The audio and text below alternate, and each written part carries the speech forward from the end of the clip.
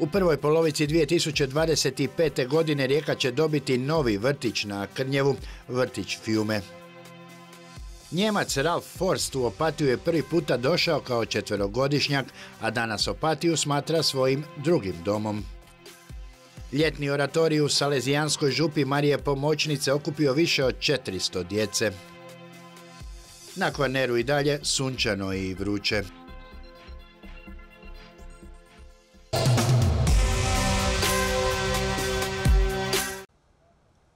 U prvoj polovici 2025. godine Rijeka će dobiti novi vrtić, vrtić Fiume. Jedva čekam taj dan kada djeca budu mogla ući u ovaj vrtić. Dječji vrtić Fiume smješten u Becićevoj ulici na Krnjevu imat će 5 odgojno-obrazovnih skupina, 2 jasličke i 3 vrtićke skupine, čime će se kapaciteti riječkih gradskih vrtića povećati za 84 mjesta. Radi se o objektu u naravi prizemnica, bruto površine 1000 kvadrata, neto korisne površine 950 kvadrata. Radovi izgradnje vrtića započeli su prije manje od mjesec dana i trajaće 10 mjeseci. U tijeku su radovi širokog iskopa temelja, počeli su armirački radovi, vezanje armature i sljedeći tjedan bi trebali krenuti sa betonskim radovima. To što se toga tiče, gradilište je potpuno očišćeno. Prometno rješenje je doneseno, imali smo tu problem jednosmjerne ulice, sad je to prenamijenjeno za potrebe gradilišta u dvosmjernu. Izgradnja novog vrtića zajednički je projekt grada Rijeke, zajednice Talijana Rijeka i Talijanske unije. Stvarno je emotivno za mene vidjeti da su ti radovi krenuli. Prošlo je jako puno godina, ali uspjeli smo u našoj nakani i poglavito se želim zahvaliti gradonačelniku jer bez te suradnje sigurno ovaj projekt ne bi zaživio. Investicija je vrijedna 3,7 milijuna eura.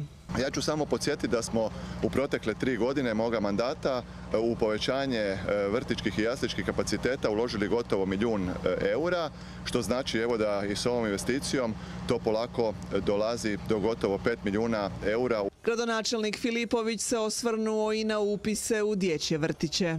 Možemo reći da su sva djeca vrtićke dobi sa prvenstvom upisa upisana u dječje vrtiće grada Rijeke. Isto tako na kraju upisnog postupka, to jest pri samom kraju, ostalo je još i nekoliko slobodnih mjesta u našim dječjim vrtićima, kako u jasličkoj, tako i u vrtićkoj dobi i dječji vrtići sada u stvari u kontaktu sa roditeljima popunjavaju ta mjesta koja su ostala upražnjena, ponavljam, za one koji imaju prvenstvo upisa. Dječji vrtić Fiume bit će područni vrtić u sastavu dječjeg vrtića Rijeka, a njegovom izgradnjom i opremanjem djeca predškolskog uzrasta i djelatnici dobit će moderno uređene i opremljene prostore usklađene s državnim pedagoškim standardom.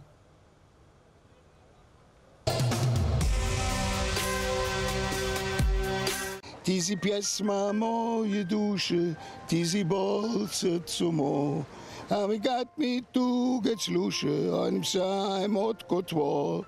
Ne, ovo nije Mišo Kovač, već Ralf Forst, Njemac koji u Opatiju dolazi već 60 godina. Unutra moje glava, ja sam Njemac, ali unutra moje srce, ja sam Hrvat. Ralf je u Opatiju prvi put došao s roditeljima kao 4-godišnjak, a danas ju smatra svojim drugim domom. Imaš ti jako lijepo hranu, jako lijepo pivo, jako lijepo more, jako lijepo prijatelji, prijateljica, sve u redu, sunce, nema jedan stvar fali. I tako već 6 desetljeća. Prvi put je došao u Opatiju 64. godine, odsjeo je u motelu Ičići i nakon toga u Vili Esperija kod gospođe Dolores Prić. Gospođa Dolores Prić ga je i čuvala i tako se on sprijateljio sa njegovim sinom i to prijateljstvo traje do danas. U to smo se i sami uvjerili.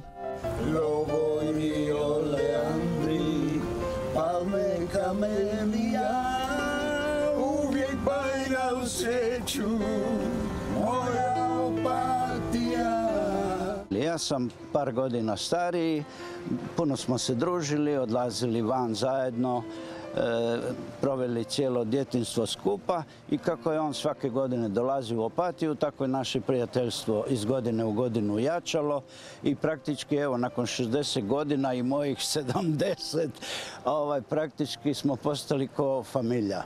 Jedan drugog su učili jezika, samo ove godine Ralf je već po 3. put u Opatiji. Samo odmor, svaki dan plivati, na večer idemo u blues koncert ili drugi muzika.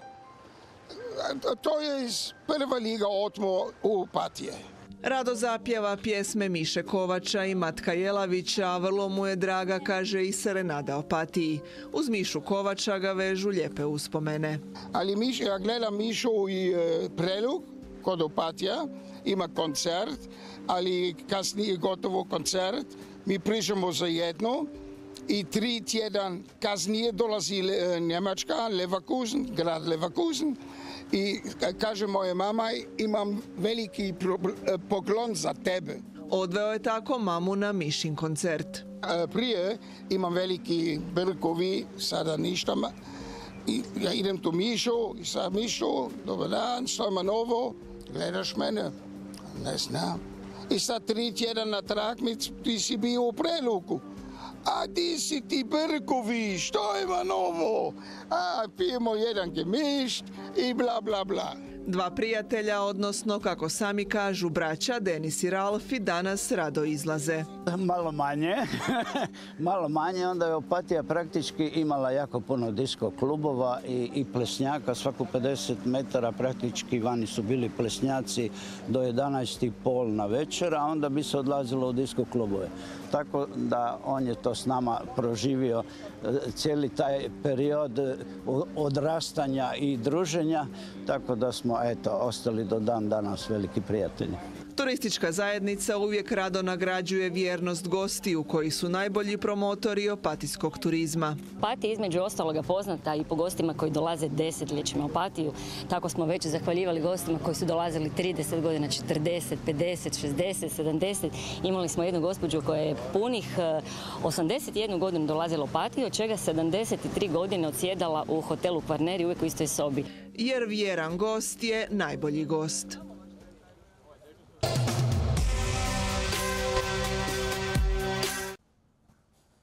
Pregled aktivnosti i rada druge sjednice Hrvatskog sabora. Naziv je konferencije za novinare koji su danas održali primorsko-goranski SDP-ovci. U Saboru ništa novo, kao i u prošlom mandatu nastavlja se ista praksa koja nije dobra i nije u skladu sa Ustavom, jer u Ustavu lijepo piše da je Vlada Republike Hrvatske za svoj rad odgovorna Saboru, a u principu u praksi Sabor je na neki način jedna mala ekspozitura rada vlade. Vlada tako bez kontrole radi zahtjevan i važan posao, a pomoć bi im dobro došla, smatra Lukanović. I sad ću samo još se dotaknuti konkretno rada u Saboru, koji je uglavnom posvećen svjetonazorskim temama koje su važna za određene manje skupine u društvu, teme koje su senzacionalističke, koje privlače pažnju na jednoj površnoj razini, a ispod toga briga o čovjeku je potisnuta apsolutno u drugi plan. Jedan od dobrih primjera za to je i gospodarska politika ove vlade. Kada pričamo o gospodarstvu, mi se i dalje susrećemo sa velikom inflacijom i rastom cijena i to je izazov koji je pred nama i to je problem. Kada je inflacija u pitanju, Hrvatska je druga u Europskoj uniji, a na samom začelju smo po prosječnoj plaći. A i ono što je poražavajuće je da većina hrvatskih građana živi sa puno manjom plaćom od te prosječne plaće. Upozorili su SDP-ovci i na daljnji rast cijena nekretnina zbog koje si mladi ne mogu priuštiti stan te se sele iz Hrvatske. No HDZ o tome ne brine, kao ni o činjenici da ćemo do 2030. godine imati 400.000 stranih radnika u državi. Mi se pretvaramo u zemlju restorana, kafića i hotela i onda nam zato i trebaju biti konobari, kuhari i sobarice, što je ok, ali ne može to biti dominantna profesija. S druge strane, pada proizvodnja u Hrvatskoj. Upravo SDP pokušava raditi u Saboru na tim temama. Zdravstvo je posebna priča. smatra Željko Jovanović. Hrvatska je, kako je naglašeno, postala najlošija po stopi smrtnosti od bolesti koje se mogu izliječiti ili spriječiti. Sve državne bolnice gomilaju dugove, iako sestre i liječnici doslovno krvare. Zdravstvo je u nikad većim dugovima prema veledrogerijama i prijeti nam doslovno financijski debakl javnih bolnica, dok se istovremeno privatne bolnice bogate. Problemi osoba s invaliditetom također su važna tema, a vlada se njima ne bavi unatoč upozorenjima struke. Mnoge osobe s invaliditetom strepe jer su prisiljene promišljati o odlasku na smještaj ustanove i o izdvajanju iz svojih obitelji i zajednici, dok obitelji pak strepe što će biti kad oni više ne budu mogli skrbiti o svom članu i djetetu s teškoćama u razvoju ili osobi sa invaliditetom. Hrvatski sabor nije privjesak Andreja Plenkovića i SDP će se nastaviti boriti za važne teme u Hrvatskoj, poručili su SDP-ovi saborski zastupnici iz Primorsko-goranske županije.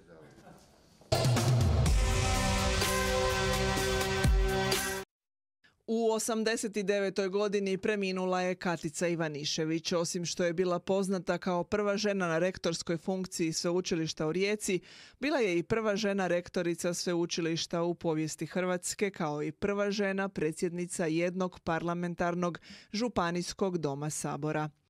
Saborska zastupnica HDZ-a u Županijskom domu bila je od 1993. do 2001. dok je rektorsku funkciju obnašala od 1993. do 1998. godine. Katica Ivanišević objavila je 4 knjige i više od 40 znanstvenih radova te mnogobrojne priloge i recenzije. Također je dobitnica i brojnih nagrada. Tako je 1985. dobila nagradu grada Rijeke, 1997. nagradu za životno djelo općine Omišalj gdje je i rođena, a dodijeljena su joj i najviša državna odličja, red kneza Trpimira s ogrlicom, red Danice Hrvatske i red Ante Starčevića.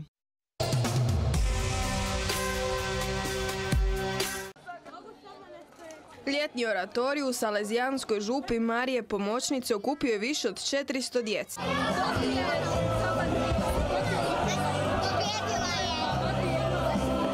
Oratorij je jedna intuicija Don Boska, gdje je Don Bosco počeo okupljati mladež, pogotovo onu koja je bila na ulicama, kako bi im dao jedan novi dom. Kuća, škola, odgoj i crkva. Ključni su elementi koji svaki oratorij posjeduje, baš kao i ovaj riječki. U Rijeci to već postoji 100 godina. U zadnjih 15 godina veliki broj djece se okuplja na našim dvorištima. Za djecu je pripremljen bogat program. Imamo sportske radionice, to su razni ovako sportovi kojima se inače djeca bave i ti su im zapravo i najzanimljiviji. Hvatanje lopova, igranje vodenim balonima, vodeni dan. Pa nismo baš nešto prolazili, ali sad se guramo do pobjede. Prvo je radionica Survivor, to je kako preživjeti u nekom teritoriju. Kako si se snašla u tome? Pa zapravo svi radimo skupa, podijelili smo ekipe i onda surađujemo. Kako bi cijela situacija bila zanimljivija, za djecu su pripremljeni i turniri. Danas imamo i finala i polufinala, njih to nekako najviše i motivira i nekako se najviše vesele i tu ono bude svega, ali budu sretni na kraju. Za sad nam ide dobro, prvi smo na ljestvici i zabavljamo se jako. Mislim da ćemo ići sa takvim korakom. Najbolje mi je bilo u turnirima, kad smo stalno pobjeđivali i svi govore da varamo, ali na kraju ne varamo. Je li bilo zahtjevno, je li bilo teško? Da, bilo je jako teško, bilo je napeto. Ali iskreno nam je najbolje kada su turniri, kad imamo turnire i kada smo po bojama. Skoro svaki dan igramo graničara i jako se puno pripremamo, ali smo svih pobjedili u graničaru. Osim sportskih aktivnosti, neizostavan dio riječkog druženja i kreativni kutak. Kazališna, pjevanje, gitara, a imamo i ove umjetničke, na primjer rukotvorine, likovna akademija. Neki su se tako po prvi puta okušali na daskama koje život znače. To jest idem na kazališnu i na rolanje. Je bilo teško upamtiti tekst na kazališnoj? Pa ne, iako nisam dobila ulogu, ali dobro. Je bilo super iskustvo? Da. Radili smo narukvice i radili smo nekakve vrećice za nositi u kuhnju i tako su nekako. Su lijepo ispale? Da. Zabavno je i na novinarskoj radionici. Radili smo časopis, sad je u tiskari i neke TV emisije. Snimali smo kao šta nam se treba kao akreditacija kako bi ušli u naš ured. A nakon ureda, crkva.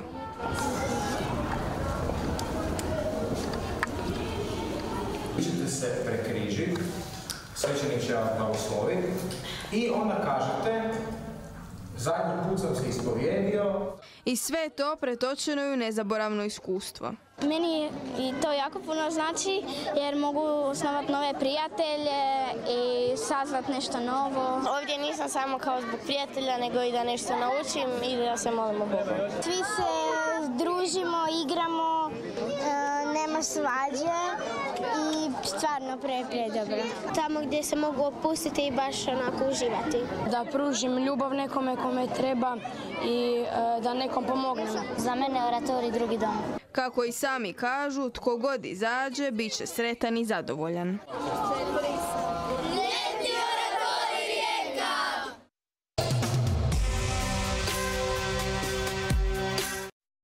Novigrad je do sada ostvario jako dobre turističke rezultate, a od tamošnje direktorice turističke zajednice Vesne Ferenac doznali smo da su zadovoljni tijekom turističke sezone. U ovom sjevernom istarskom gradu do sada je zabilježeno 120.000 noćenja, što je za 5% više u odnosu na isto razdoblje lani.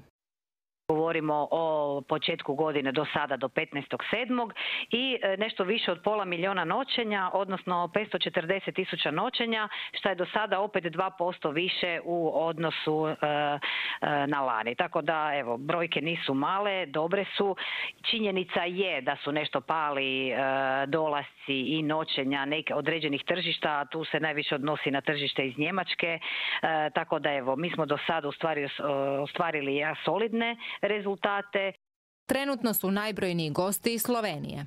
Slijede gosti iz Njemačke, zatim Austrijanci kojih je približno isto kao i lani, Hrvati su čak na 4. mjestu, dok do sada evo 5. mjesto zauzimaju gosti iz Češke i svi su oni uglavnom u plusu, ima ih nešto više u odnosu na prošlu godinu, tako da eto, vidi se sada se u stvari i može čuti, pogotovo u lipnju da je bilo jako puno i gostiju iz Češke, iz Poljske, iz Mađarske, tako da su oni možda na neki način malo i nadoknadili ovaj minus sa tržišta iz Njemačke. Što se tiče smještajnih kapaciteta, rezultati su također jako dobri.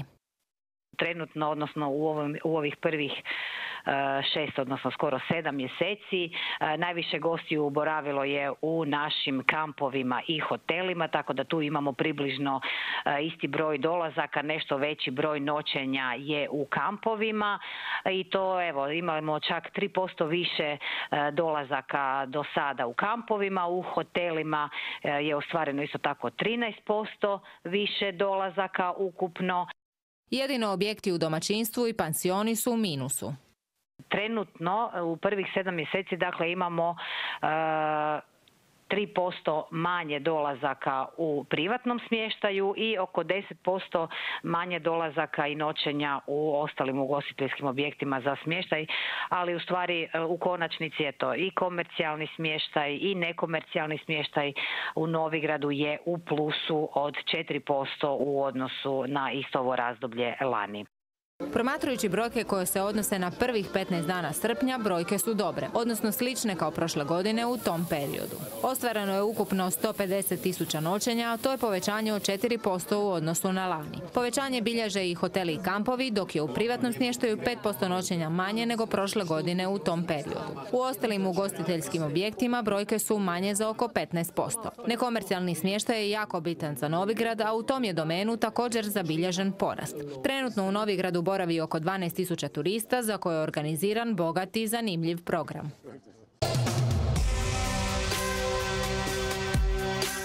Peto izdanje festivala Rocks and Stars at Cave Romane otvorila je u lipnju grupa Parni Valjak. Nakon toga pozornicu su zauzeli Darko Rundek i Let 3, a veliki broj posjetitelja privukao je i legendarni glazbenik Džiboni.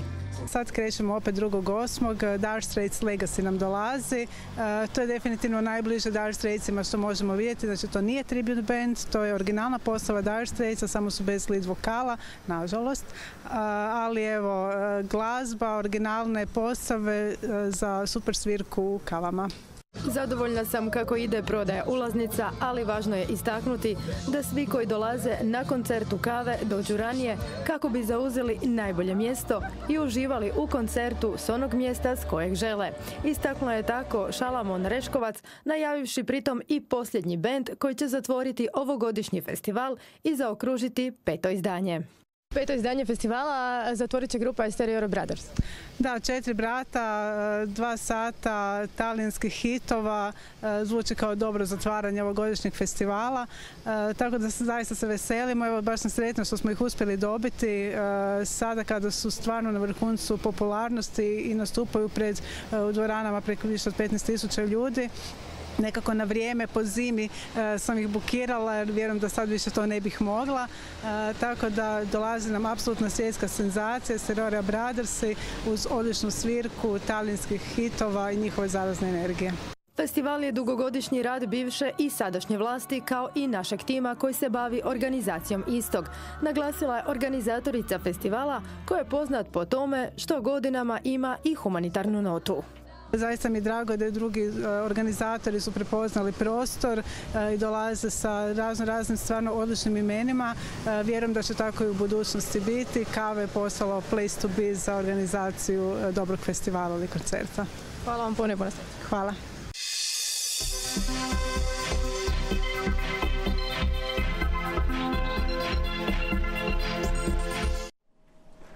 Dobro jutro ljudi, ja sam Niko Janković i danas ćete provesti dan sa mnom. Idemo prvo na doručak pa onda dalje.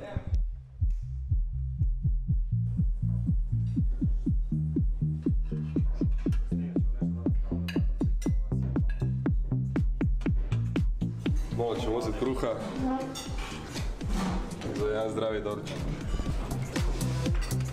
Dobar tek.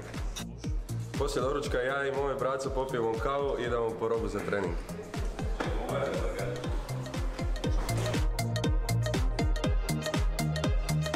Sve kad smo uzeli robu idemo napraviti malo prevenciju u teretanu za jutarnji trening.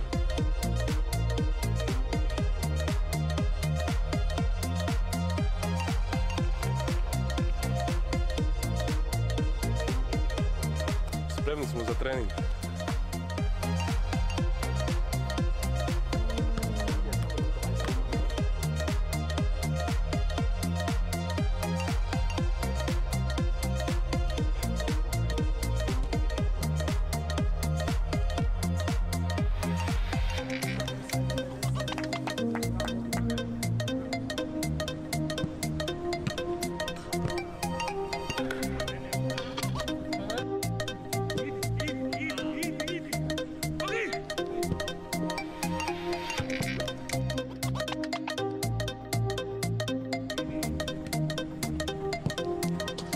Jutarnjeg treninga obavili smo malo masaže, terapije, tuširanje i idemo na ručak.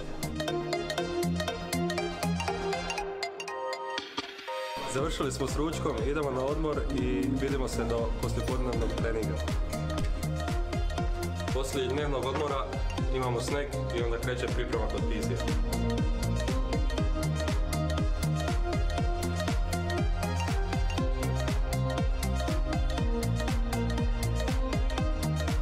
Nakon odrađenog fizija i odrađene prevencije u teretani idemo na trening.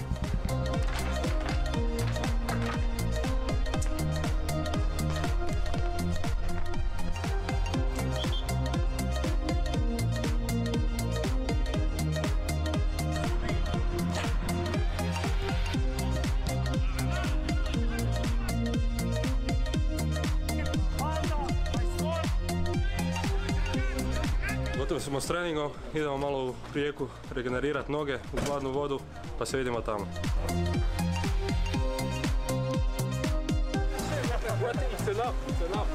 Evo, malo smo opustili noge nakon malo težeg treninga danas.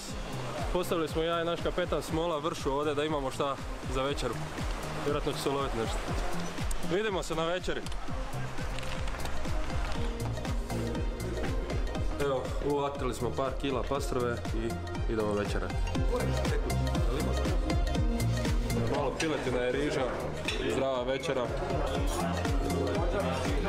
Dobar tek svima. Završili smo s večerom, sad se mi dečki idemo malo podružiti, popit piće i onda se vidimo prije spavanja. Hvala svima što ste proveli dan sa mnom. Sutra je novi radni dan, idemo polako na spavanje. 10 sati je navečer i trebamo se dobro odmoriti za sutra i regenerirati za novi trening. Laku noć svima.